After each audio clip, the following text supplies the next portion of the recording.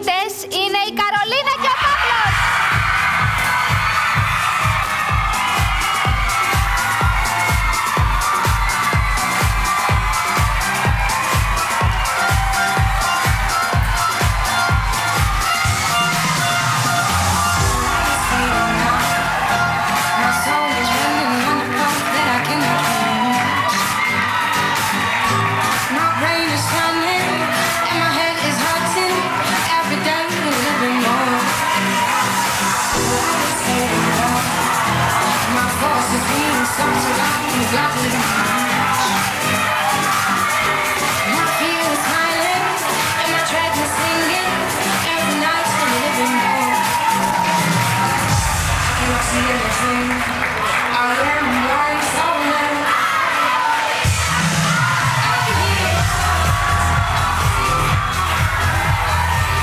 Καρολίνα και Παύλος είναι το ζευγάρι το οποίο έχει κερδίσει στην κατηγορία του χορού.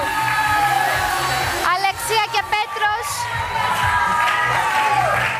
Παιδιά, τα καταφέρατε εξαιρετικά, πραγματικά είστε όλοι υπέροχοι.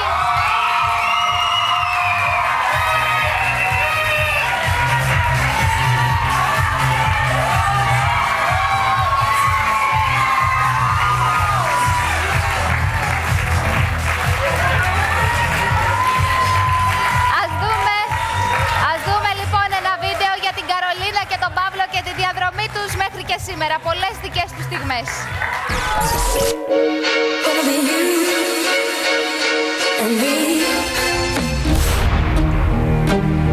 Είμαι κατενθουσιασμένος καταρχάς με αυτό που βλέπω. Και όταν άρχισες να χορεύεις, ήσουν υπέροχη. Μου έφυγαν τα σαγόνια. Ευχαριστούμε πάρα πολύ.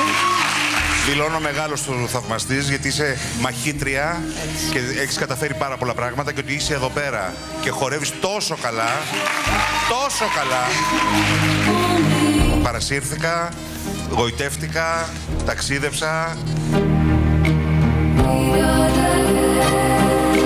Καρολίνα μου, εγώ δεν σε ξέρω και δεν ξέρω το 100% του εαυτού σου, αλλά να είσαι σίγουρο ότι απόψε μας άφησες 100% ικανοποιημένος.